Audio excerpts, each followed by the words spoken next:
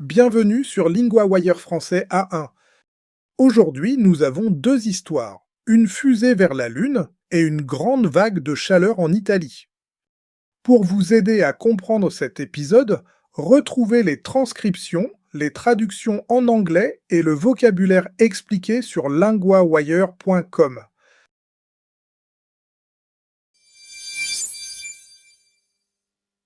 La fusée SpaceX et la Lune. Nous retrouvons maintenant Claire, correspondante de LinguaWire pour technologie. Oui, Louis. Un morceau de fusée doit frapper la Lune mercredi.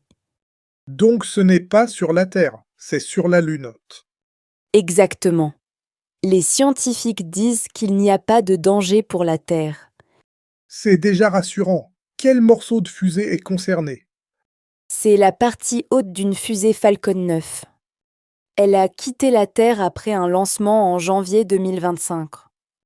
Puis elle a continué à dériver dans l'espace.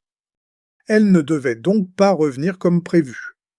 Non, les astronomes ont vu sa trajectoire avec des données publiques. Ils ont compris qu'elle allait toucher la Lune par accident. Et elle va arriver vite, j'imagine. Oui, elle voyage à environ 2,43 km par seconde. C'est très rapide pour un objet si lourd.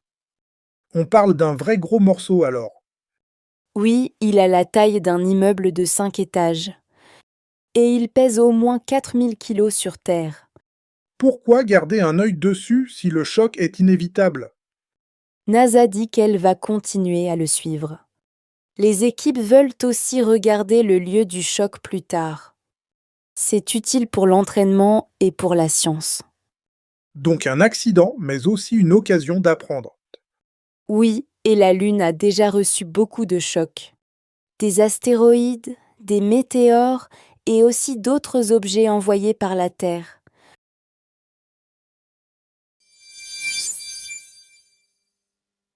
La grande chaleur en Italie. Nous retrouvons maintenant Julien, correspondant de LinguaWire pour environnement. Oui, Louis. En Italie, la chaleur monte encore. Et là, ce n'est pas juste inconfortable, c'est un sujet de santé. Exactement. Le ministère de la Santé a lancé une alerte rouge. Elle concerne les 27 grandes villes du pays. 27 villes, c'est énorme. Quelles villes sont citées? Le texte parle de Milan, Naples, Venise et Rome. Ce sont aussi des villes très visitées l'été. Donc les touristes doivent aussi faire attention. Oui, des experts conseillent d'éviter les visites dehors aux heures les plus chaudes. Après le déjeuner, par exemple, c'est une mauvaise idée. Je comprends. On cherche l'ombre et le frais. Exactement. Et certains lieux changent leurs horaires. Les ministères du Tourisme et de la Culture laissent plus de sites ouvrir le soir. C'est pratique pour les visiteurs. Vous avez un exemple? Oui, le Colisée ouvre le vendredi et le samedi le soir. Le Panthéon ouvre aussi tous les jours sauf le jeudi. Donc on peut mieux visiter, mais avec prudence. Oui, le but est simple, voir les lieux sans trop souffrir de la chaleur. Et beaucoup d'Italiens disent que cette chaleur n'est pas nouvelle. Ils parlent aussi du changement du climat.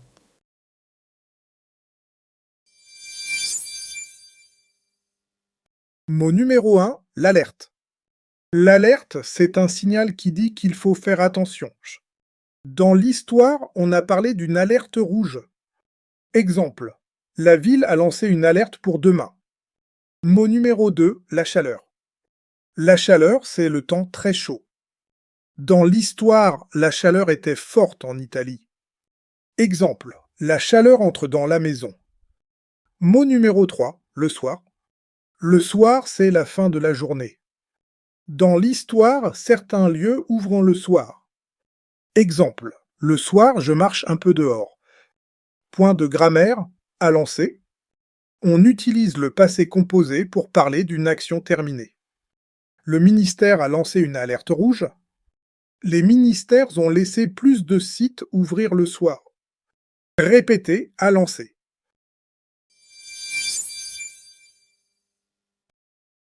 LinguaWire isn't only a podcast. Every day, the lead story becomes a personal language lesson in your classroom. Each lesson covers reading, vocabulary, grammar, writing, and listening, all built from today's real news story. Start today on linguawire.com.